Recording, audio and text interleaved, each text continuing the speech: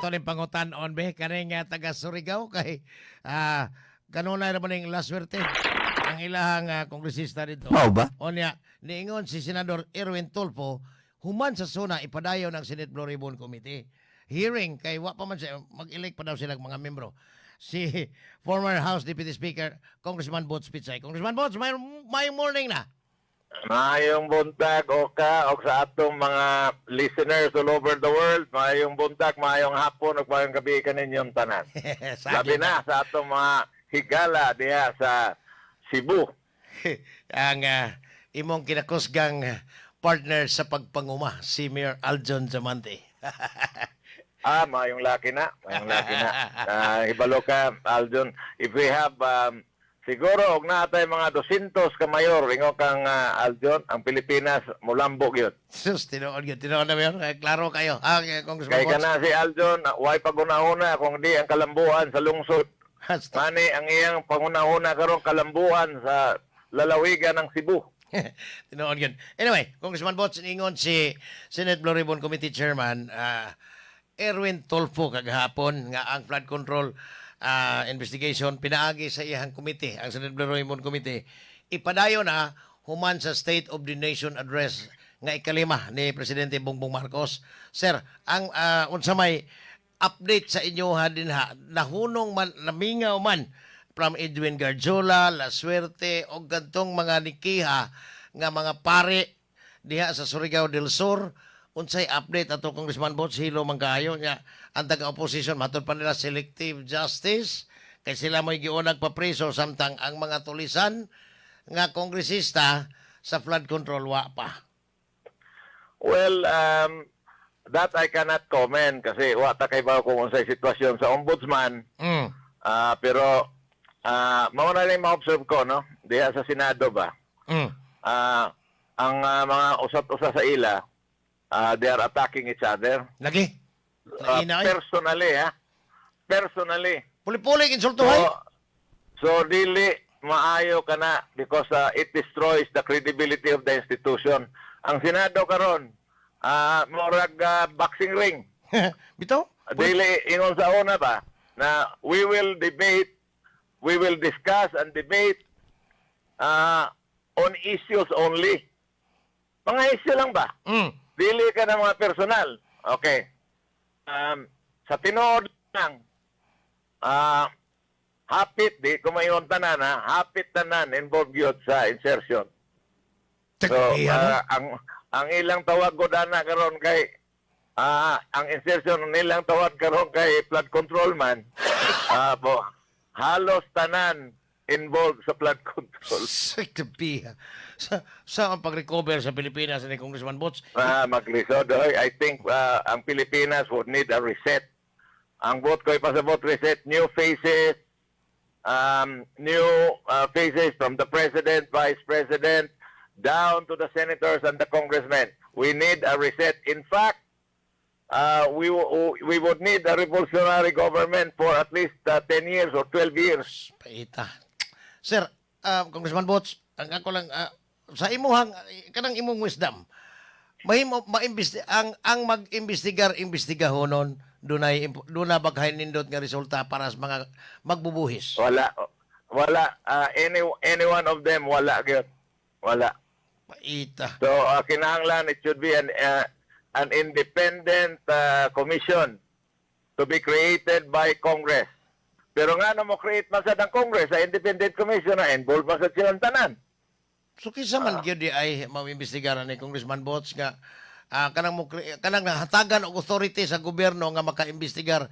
Ingno na to nga tinuod nga independente gid silang mga investigador. Ang Ginoo ra gyud siguro ang pwede mag-imbestigar. Pertang lisura ni kadaghang kay may kagahapon. Lisod kayo, Oscar. To be honest with you, forget about all those investigations because all of them are involved. For your information. Most of them, I mean. Most of them. Kagapon, Congressman Boss, perting bahaa din Cebu. Metro Cebu, I think Metro Cebu. Perting kusuga sa uwan na nagkuyawan kong murag ni balik sa kung nauna katong nahitabos bagyong Tino si Bakulang. But hantod karon ang mga kongresista diring mga district representative, halos sila tanan na ay flood control anomaly. Hantod karon mingaw gyud kayo. Why naningog partis baha? Pero panahon sa pag-imbestigar, perting kisi-kisi nila kay wa sila labot. Maulagi na amin. Kahit sa DPWH, we need new faces. Kinahanglan ng atong nasod is kinahanglan nato kanang giingon bitaw na sa computer i-reset. We need a reset in our country. Sus, lisuratan na ako. We need somebody like Lee Kuan Yew. So, morning wala ka mapil-apil ani politika. Matag ikay mag-uwan ani Congressman Boss. Now, Tinod na unsa may imo nga kaning balikan na tong Senado Congressman Boss. Naamang boy di nato i-mention na amang ko'y senador ng umurag wa po kay kasabot nga nanawagan nga dapat ang prosecution team dili bias, dili one-sided. Kami dire nakahibong nakapangutan namin ganong nasumok mo na sa diha. ang prosecution team gyud modoon gyud kang kuan kang Sara. Ang defense team mo defense gyud kang Sara, so puros gyud na sila bias kay they have their role to play. Ang judges ang kinahanglan dili bias. Ang judges should not be defending or should not be prosecuting the accused. They should be asking question that will only clarify. So, kani magon mo lain kay paminawon in the eyes of the international community kay although di tayo kasabot ug uban ng mga tinagalog di man tanan pipila ra man ang kaning mga foreigner nga nias Pilipinas dili man tanan makasabot og tinagalog pero ini automatic Pero na may kasabot na translation sila. ron. Mas hindi sila kasabot na lang yun. Naina ni. Congressman Bots, kung ikay ibalo ka. pag-vote on. Ibalo ka, masyadong divided na ang atong nasod. Lagi? Masyadong divided Grabe na. yun. It's too divided. It's impossible for these present leaders to unite the country. We need a new face to unite the country. Tang pagkalisura na guba na kaayo ang nasod, gawas nga guba na kaayo. Ibalo ka, tanawa. Ekonomiya pag Kaluoy. tinagilara. Kaluoy sa katawhan. Lagi. O sa may mga trabaho karon sa Kongreso, Senado, mag-away-away sila, impeachment, investigasyon sa usa ka tawo. Ngani, nalimtan ang katawhan. Ang ekonomiya, O porque sa may na yung mensahe para sa pagkangilara in katawhan. town. Lisod kayo eh. Now, ari ko sa kuan Congressman Bots kaning balik ta sa pag-imbestigar. Sir, ang ombudsman maorag mo imbestigar ani mga dagkong opisyal, I think from salary grade 27 pataas, maoray maka-imbestigar. Bisag naapay backup niya taga Department of Justice, NBI, pero still ang ombudsman ra gyud na ay katungod nga mo file og kaso ngadto sa Nigang Bayan. Matod pa ni Mayor Binji Magalong diri among na interview pod nga sobras 10,000 ka mga flood control projects ang imbestigahonon. Naa pa ba'y mapaabot ani ang katong mga dagko kay mga ngan nagpabilin man hinong nagsuroy-suroy while ang gagmay like mga diskayas nga kontraktor nga kikilkilan sa mga congressmen o mga senators matod pa mao man no inauna ka priso. Unsay inyohang tan-aw na diha sa mga dagkong opisyal sa partido, sir? Di malas lang ang diskaya kaya dili sila congressman. Kung congressman contractor sila, wow, unta sila mapriso. Astang ko po. Astang ko po. Gidi malas man mga kadaog to Pasig. Mao lagi. Mao na ito, but So, sila man god ordinaryo na contractor. Apan kung sila, congressman contractor, adik yun na sila mapriso. pastilan. Now, ari ko sa kwan, sir. Mura maghilom na ang ubos may balauranan. Although, unya sa Lunes, Congressman Bots, balik na sila sesyon. Dili kay sila, murag wa kayo dito, og sa kwan pa, wa kay sabong. Pero ang Senado, grabe ka, kwan. Doon na pa ba mahitabong, mapasar nga, balaod no, katong ipatawag ng special session, ang naaprobahan ato, ang national flower, katurang kunong sa pagita. Unya, unya, unsa may tabo atong anti-dynasty bill nga hangtod karon wa man gihapon malihok, murag i-appeal man ta to sa ikalimang sona sa presidente. Well, if that was a certified bill, dapat it should be approved within 3 months. Kung i-certify ito. Certified So, daw. Oh. Pero, katong gingon na anti-dynasty bill, pro-dynasty man gihapon kung imong tanawon. Ang sa ubos may balaoranan katong 83, 86 House bill. Ah, Pero ang Senado ha, wa man kalihok ato doon. ibalo ka, pag-abot sa Senado, dili gihapon na. So, at the end of the day, balik ta sa akong gingon, kinahanglan gyud yung atong nasod ng reset. By reset, that means including amending the Constitution. Pero unsaon pag-reset Congressman Bots nga ang maong balaod nun, ang dynasty bill, wa man gihapon. By way of naa kay suggestion ani. Ano ko ipasabot, if we elect new faces in Congress and in the House, in the Senate, and then a new face in the President and Vice President, kana na mga katawhan ba na og ilang mga agenda ma-reset yun ang atong nasod. Kung ang ilang agenda para lamang sa katawhan, para sa kaayuhan sa atong nasod. Pero naa pa ba ni Congressman Bots sige na nga ang agenda dili personal pagpangawat og maayong malita? Well, ana pa man, pero di man lagi mo daog ka ng mga sakto na mga tao. Ang mo daog ko ng mga popular man. So, kinahanglan, para mo daog ka, mag-artista ka muna. Pagka-artista mo, dagang pagka-senador, daog ka. Ita. Kung may masumpayan ng usangap, kinahanglan ang prosecutor dili bias. Murag nga masamot yung kangila. Now, Congressman Bots, unsay mapaabot? Nalimtan ang ekonomiya, ang dollar 61.75, ang kakrudo gasolina o dili atong saha dito ni sa laing nasod. Sir, nganong dili man maauhag ang gobyerno gyud pinaagi nimo, pinaagi sa DCMA nga mayon tag maghimo ta nakakuha lagi tag pondo sa Maharlika. Nganong dili man ta magpondo para pod sa atong murag bisag dili na lang ibalik tong OPSF pero kanang murag OPSF. Congressman Watts. Italo ka, Oscar, ang akong tubag ni Ana. Pag mag-am na lang yun ta. Na madunggan. Kaya di yun sa madunggan. Alisorali. Kung madunggan maganita, mas daggan po silang mga yawan o saon mo na. Malupig rin paghapon ta, Congressman Watts. So, mag-focus na lang ta ka ng ako, Peter, focus ko sa agriculture o makatabang ko sa mga mag-uuma. Kasama ni Aljon, Mayor Aljon Diamante, na nag-focus sa plantation.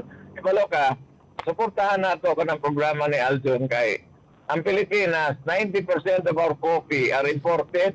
Yeah, correct, bitaw. Mo yang ingon. Ang istorya na ni Aljon, kiingnan ko siya na I think kanang imong advokasya kinahanglan makatanom tagyo og mga 200,000 hectares aron maminos-minos ang atong importation ng coffee.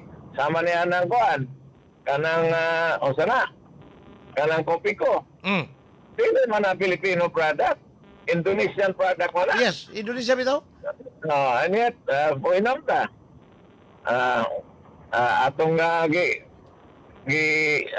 unsa pa ni? Atong gisuportahan ang nakinabang ang Indonesian. So, kinahanglan na ibalik nato itong programa ni late President Garcia, Filipino First.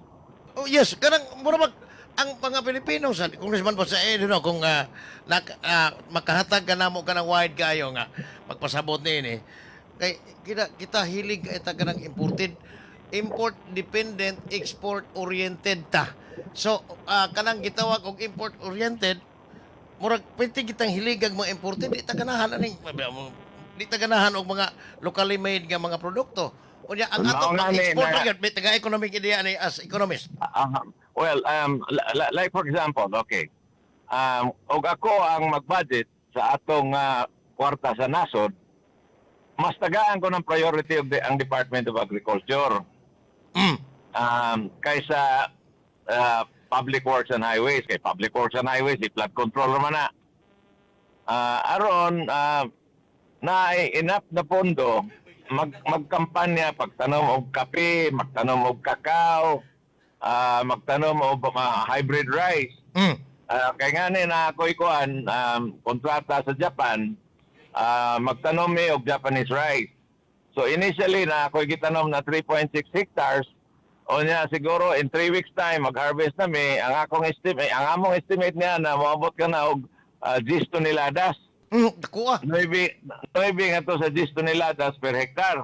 Sir, kadit kay Congressman Bots, pila man di ay sa wa pa ka mo gamit ani, wa pa mo gamit double harvest, Japanese nga seeds, pila may ma-harvest sa per hektar? Well, karon pa man sad mi magtanom og gamitan ng double harvest na fertilizer. Pero sa usual, sir, sa usual. Na ako'y comparison karon. Sa Indonesia, sa Vietnam, the same company na Japanese, nasa ila counterpart dito sa Vietnam. O niya, estimate dito sa Vietnam, mukabat lang sa 6 ton. Kuha diferensya 7 ton. Kaning ato, mukabat yun of 9 to 10 ton. So, naingon ng hapon na diri na lang ta magtanom og Japanese rice sa Pilipinas kay maayo ang abot. It's because of the double harvest fertilizer. So, kani first harvest, Congressman Bots, apit na mo mag-harvest, makita naman, bisag di pagod ma-harvest, makita naman ang pagtubo sa mga kahumayan. Sir, pananglitan, o karon nakita naman SDA, naabay recommendation po, nga kana mo'y gamiton nga seeds, o kana po'y gamiton nga mga abono, ang double harvest. In fact, nagka-istorya namin ni Usik Navarro o ni Secretary Kiko Joe. Laurel, niingon siya na nga naman na bugas naman ang inyong tuyo. Pwede ba magbutang na sa mo certified seed na hybrid sa Japanese rice kay mo atong ipanghatag sa mga farmers. O niya, gamito ng double harvest fertilizer aron moabot ng 9 to 10 tons ang harvest. So, laliman ka og moabot lang, maski moabot lang og 6 tons ang harvest or 7 tons ang harvest sa Timog Pilipinas, kita na mag-export ng bugas, dili na kita mag-import ng bugas. now, question, Congressman Bots, o kaning, mahimo bang ang kanang maani, nga gitanom ninyo karong Japanese rice, gamit ang double harvest, kana mo'y gamiton pong binhi para iapon-apon na to sa mga farmers tibok nasod? Well, mama to gisulti ni Secretary Laurel kay Secretary Laurel, sincere man sa siya na ang atong abot per hectares mataas yun nga na ang iyang farm sad niabot og 10 tons per hectare, nikabot og 10 tons per hectare. So ningon siya na kung kaya natin, bakit hindi kaya ng mga farmers? So ginang ko siya, kulang ng suporta ang farmers, ang input nila kulang. Follow-up question, Imagine Congressman mo, Bots. Ang budget, proposed budget, I believe nga to anaron, paduong na ron sa, ato anaron sa executive kay basig ma-appeal ni sa State of the Nation Address ng Lunes ang budget sa agriculture. Pareha ba sa unas nung giskutan nga 200 billion while ang DPWH 1 trillion? Mga nga ni, I suggested to Secretary Laurel na dapat ang budget sa DE mukabat na og 400 billion. Kaigo, sir. Kay lalimang ka, ang total industry ng fertilizer is around 380 billion pesos. O nga, ang budget ng DE sa fertilizer is only 30 or 60 billion pesos. Basta Sinaragon na. Paita. 60 billion. So the rest, ang mga mag-uuma nagyon na palit, ang mga tag-iya sa yuta, mga nagpalit. So kay ang mag-uuma ka, labi na karon kay nitaas ang presyo sa fertilizer, di ka gyud makapalit og fertilizer. So, kaning mahitabo, unta, kon dugangan ang budget, the whole budget sa Department of Agriculture, kanang 400 billion, daghan ni siya bureau, Congressman Bots, kaigo ng bahin-bahinon ka? Kana madugangan, og makapanhatag yun na sakto na input sa mga mag-uuma, mohayo po ang presyo sa bugas. Pero daghan kay ni sila Labi na. biro ha. Karon kusog kay giisip, apil ana biro animal industry unya. Wa gyud og gamay ra kayong budget, mao lang gihapon na 400 i-consider na to ang presyo pod karon. So, this has to know how to solve the problem. Mm. The problem is giving more inputs to the farmers. Aron na way puhunan kayo ang Lagi. farmers na magastos. Sultihan taga sa India. Sa India, ang fertilizer subsidized by the government.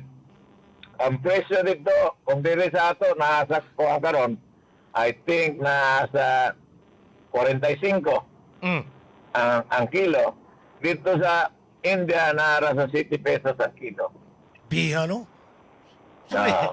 Biha. Tigana po. Pero dili mangaon ba sila? Di kay po sila mga og bugas. Basmati, kanang basmati rice. Okay. Mukaon sila da. Kusog mukaon ang Indian na mga Indian diha sa Cebu kadagko. Oh, bitaw, mangaon ba? Mangaon ba katora? Kadagko. Sa ato ba kusog ka na mukaon ng kanon. Pagkaping pangutana Congressman Bot, sumay ra man itong kisikutan. Kami diri Cebu, mais. Ang double harvest pwede sa mais. Pwede sa mais. In fact, Kanon. Na ato ako dito nakabalik dalagi ako. ipakita ni Sir Ray Tambes ang harvest niya pati dagko atong iyang kuan sa gigamit ang double harvest pero murag wa kay ko kahiskot pangutana nimo partig mais unsaon pod paggamit? Double Pare, harvest. sir. Abay, i-foliar nimo o na sa pesticide aron mawala ka ng mga insekto na mukaon og mais. Okay. Ang So, problema, na kay amigo diha na magtanom og kuan og mais. Sultihi ko kay mag-demo kita diha. okay. Now, problema, ang supply, mapalit dire asa. Wa pa sa karon pero magpadala ko diha. Padala Nice. ko.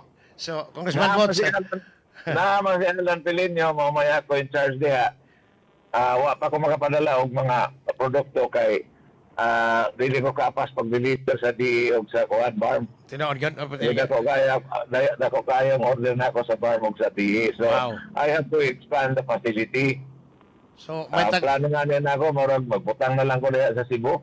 Ang O planta? ang Cotabato, pertim na naghanag kamaisan basig naa dito ni mo gamit na dito mo 100% gamit na sila. Cotabato is part of farm.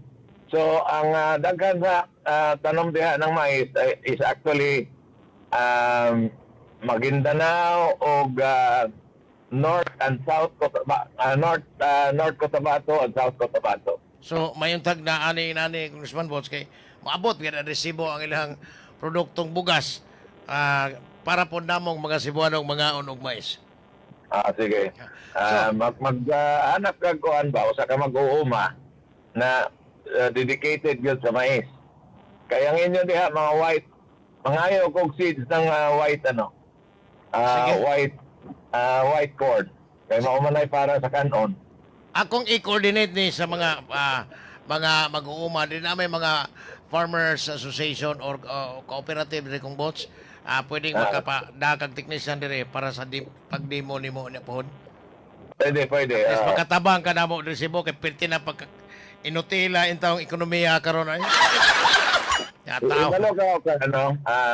Gahapon nagpadala kog picture kang kuan.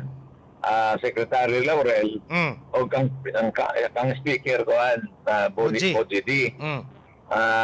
kang Yusik Navarro.